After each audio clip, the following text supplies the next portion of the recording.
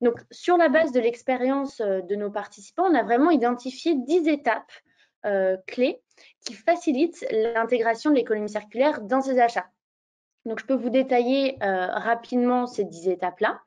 La première étape, elle consiste tout d'abord à définir réellement sa stratégie d'achat en élaborant par exemple une charte de circularité ou en adoptant une démarche progressive dans le segment d'achat que l'on souhaite verdir. Donc, prioritairement, par exemple, le segment qui va être plus facile à mettre en œuvre parce que son impact environnemental est plus grand ou parce que son coût est moindre, ça va être le segment vers lequel on va choisir de se tourner d'abord pour ensuite monter en compétence sur les autres segments.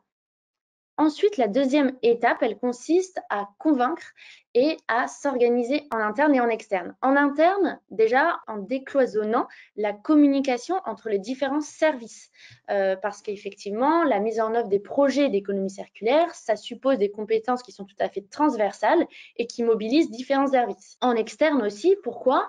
En décloisonnant la communication entre les différentes structures d'achat qui relèvent de structures différentes, parce que parfois le besoin d'achat d'une structure correspond au besoin de se débarrasser de mobilier d'une autre.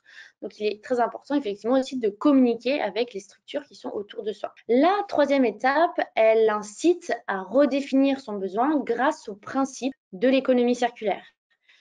Par exemple, en ayant recours à l'économie de fonctionnalité, passer de l'usage au lieu de la possession du bien. Essayer de réparer son bien avant de le racheter. Essayer de le réemployer plutôt que d'acheter neuf ou privilégier l'éco-conception. Tout ça, c'est des principes qu'il est important d'essayer de mettre en œuvre lorsqu'on veut initier une dynamique et un processus d'achat circulaire. La quatrième étape, elle consiste vraiment à essayer d'anticiper et d'organiser la fin de vie de son produit. Déjà, parce que la fin de vie de son produit, elle peut être anticipée dès l'acquisition du produit pour l'intégrer dans un cercle vertueux. Donc, on a fait 3 recommandations en ce sens. Il est conseillé déjà dès l'achat d'anticiper la fin de vie pour savoir si le produit qu'on achète peut être valorisable ou peut être repris par son fournisseur, tout simplement.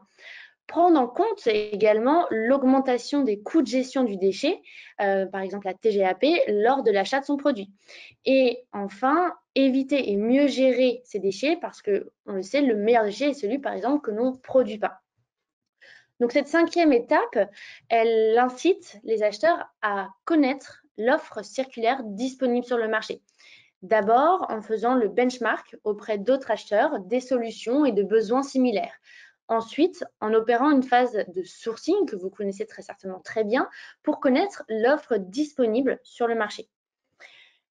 La sixième étape, elle est beaucoup plus difficile, mais elle concerne les aspects contractuels, dans lesquels on peut également favoriser l'économie circulaire grâce à des formes et des procédures contractuelles qui sont innovantes et qui sont collaboratives.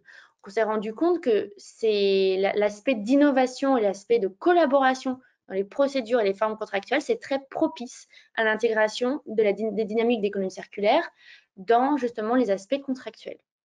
Donc, vous pouvez vous référer au guide que Thomas pourra vous envoyer par ailleurs si vous voulez avoir plus d'informations sur quelles procédures sont concernées en tant que telles. Mais c'est un premier constat qu'on a opéré ici dans le guide. La septième étape, qui est vraiment la septième et la huitième étape d'ailleurs, c'est vraiment le nerf de la guerre, à savoir comment on intègre de façon très stricto sensus l'économie circulaire dans son cahier des charges et dans les critères d'évaluation de l'offre. Donc, dans le cahier des charges, en faisant d'abord référence dans le titre de son marché, de son intention d'inscrire sa démarche dans des dynamiques vertueuses.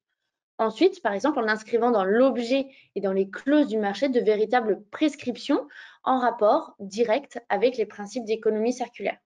Donc, on a par exemple plusieurs participants comme OPAC 36 du programme qui ont véritablement, on les a aidés à élaborer leurs clauses d'économie circulaire pour construire leur projet de construction d'une maison sociale et solidaire sur leur territoire.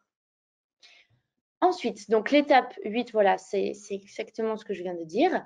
L'étape 9, elle se situe une fois que le marché a été conclu Comment on fait pour assurer en final le pilotage et le suivi des engagements afin de savoir si les engagements pris par notre prestataire, ils ont été véritablement suivis d'effet en pratique. Donc, nos recommandations en ce sens, c'est d'abord favoriser la montée en compétence de l'ensemble de l'équipe qui assure le suivi du projet, arriver à être flexible et à l'écoute du prestataire, on n'est jamais à l'abri qu'il arrive des problèmes dans l'exécution du contrat, et arriver à remobiliser en impliquant par exemple de nouvelles parties prenantes, ce qui peut donner un nouveau souffle dans l'exécution du marché. Ensuite, on conseille également de développer des outils de suivi des engagements, des tableaux de suivi, des fiches programmes qui peuvent être intégrés dès la passation du marché pour vraiment assurer du pilotage de l'engagement. L'étape 10, la dernière, donc une fois que votre projet a été mis en œuvre, qui a été réalisé, il s'agit maintenant de déployer une démarche plus systémique, plus globale dans sa structure autour de l'économie circulaire. Donc pour cela, vous pouvez déjà ajuster et affiner les outils que vous avez définis, mais vous pouvez surtout essayer de déployer une méthodologie qui pourra être duplicable par d'autres acteurs. Donc, par exemple, lorsque la procédure d'approvisionnement sur un consommable de bureau, par exemple, est réalisée, vous pouvez chercher à aller sur d'autres segments d'achat plus vertueux, par exemple avec des fournisseurs de solutions qui s'inscrivent dans l'économie circulaire, avec des produits remanufacturés, comme le proposent justement les produits de WA.